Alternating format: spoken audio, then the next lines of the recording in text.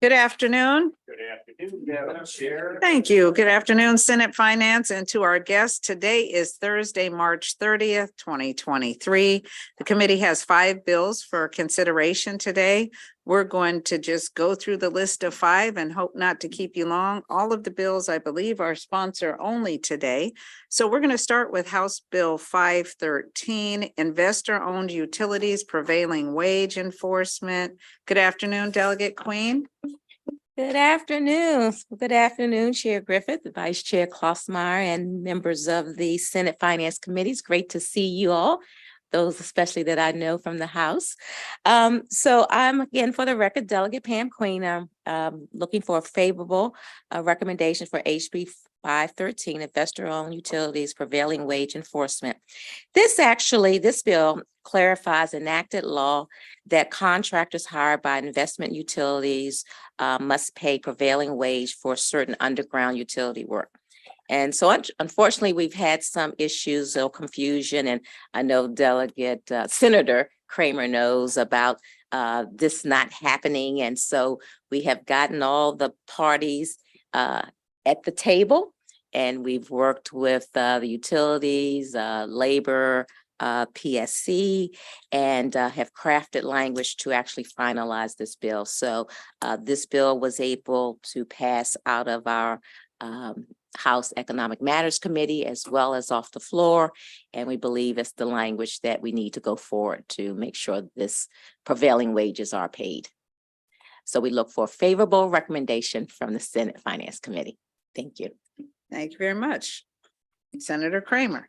Thank you, Madam Chair. I just want to thank the good delegate for her sponsorship of this bill. There has been a little bit of question with the work we did a couple of years ago, actually, in this very committee on the subject. And I appreciate her good work in getting these things clarified, the question marks and the issues that were at issue. So thank you for your good work on that, delegate. Great. Thank you for initiating it. Thank you. I don't see any further questions from the committee, so that will conclude the hearing on House Bill 513. Thank you.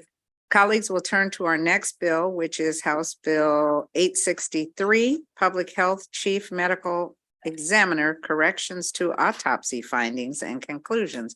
Good afternoon, Delegate Bartlett. Good afternoon, Chair Griffith and Vice Chair Klossmeyer, members of the Finance Committee. This is my first time being in this committee, and so far, so good. So House Bill 863, if it's enacted, it would extend the time in which a person in interest may appeal the decision of the findings and conclusions of an autopsy report. So as it stands now, the chief medical examiner signs off on cause and manner of death. Last year, we passed, or 2 years ago, we passed a bill to allow for the cause and manner of death to be challenged. This bill gives family members a little bit more time. Currently, they have 60 days in which to appeal the decision. This bill would give them 180 days because the family is in grief, and they should be afforded more time and grace. So then it goes on to administrative law judge, and they also have the ability to appeal in circuit court if they need to. But it just gives a little bit more time for that appeal of the medical examiner's findings. It doesn't delay things like insurance or getting the death certificate. You could still get the death certificate. It's the autopsy report that gets challenged. A lot of times individuals may they may be listed as a suicide, and the family feels that there should be further investigation, and they don't agree with that. So they kind of want to be able to push for perhaps investigation or more findings. So that's really the reason for the bill. It's usually in the suicide cases where they feel like it may be a homicide and they wanted to challenge that.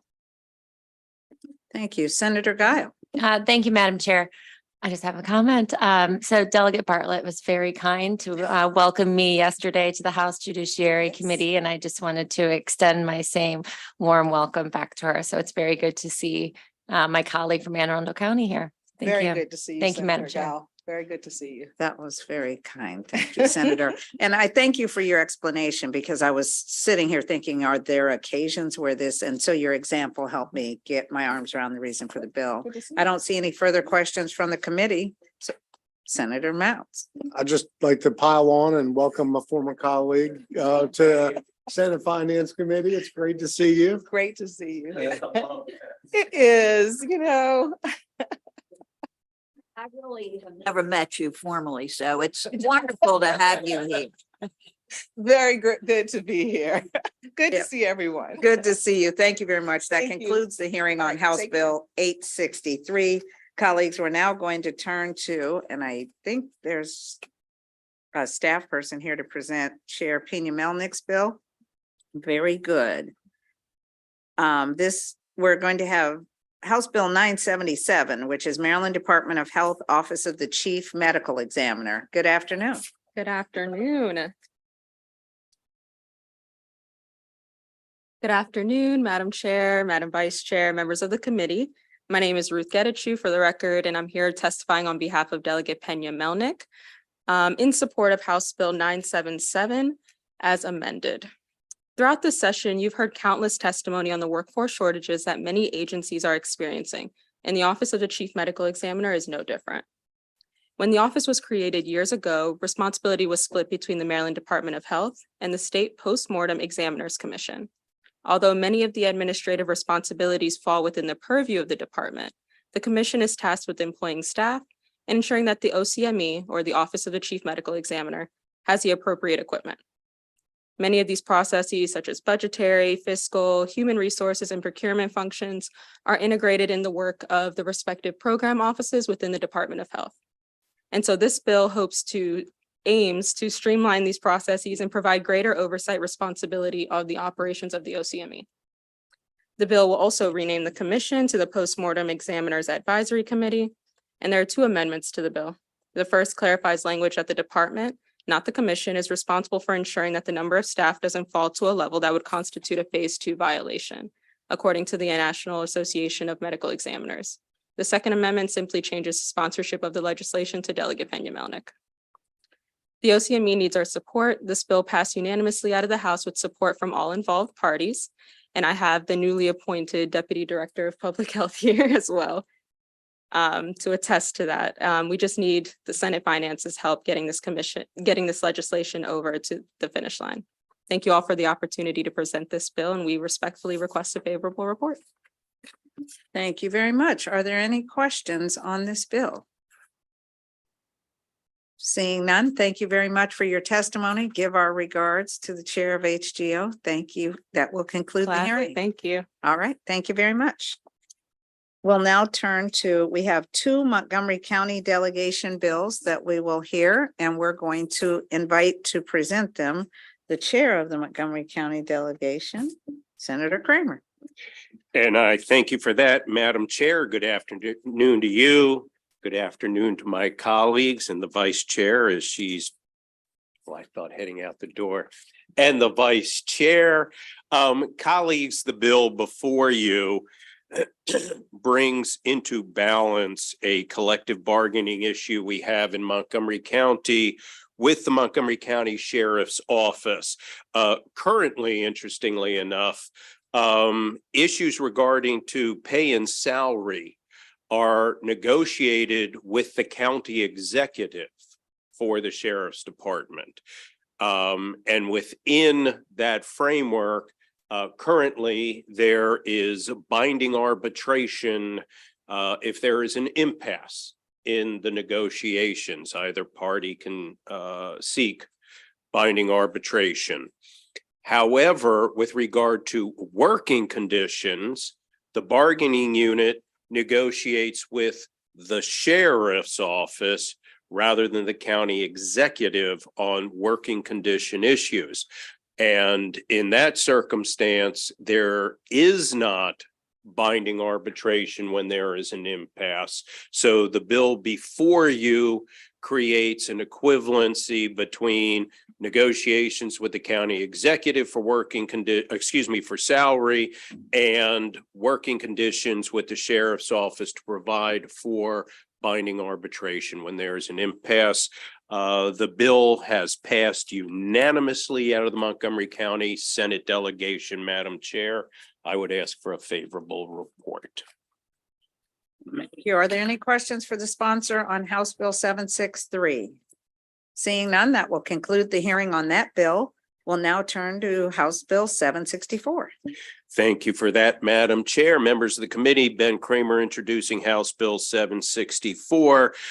Colleagues, this relates to an interesting issue where during what is referred to as in-cycle bargaining, which is when much of the negotiations occur between the bargaining unit and the Housing Opportunities Commission in Montgomery County take place, there is a provision for binding arbitration. However, there are occasions when there is what is referred to as out of cycle negotiations that come up during the course of work at the Housing Opportunities Commission.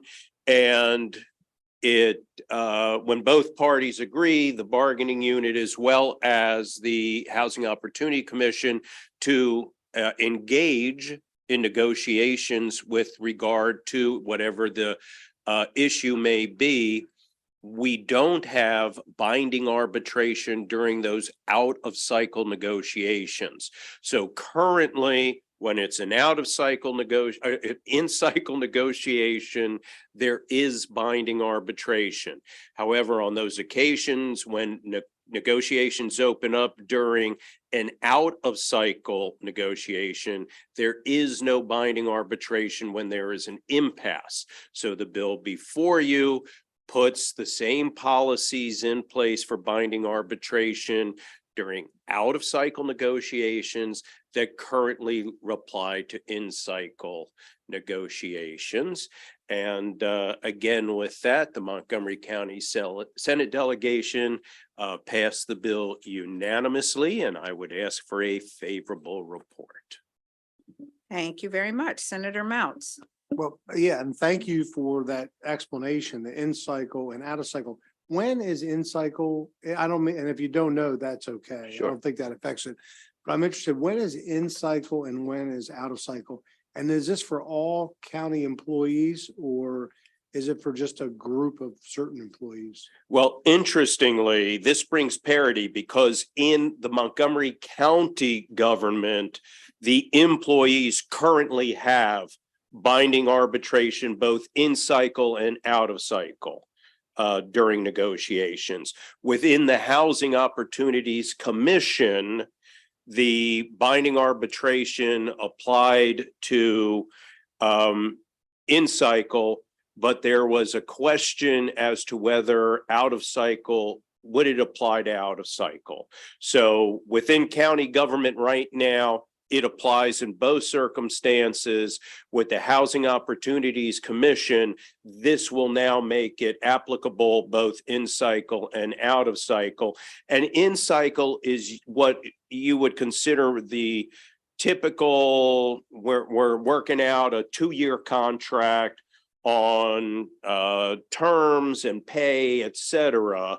But then sometimes during out of cycle, things will come up. And when it really did manifest itself in particular was during the pandemic, when there were lots of working conditions that had not been contemplated during the regular in-cycle negotiations. So negotiations opened up as to how working conditions would be addressed during the pandemic. And the question then came up with regard to when there's an impasse, does binding arbitration now apply?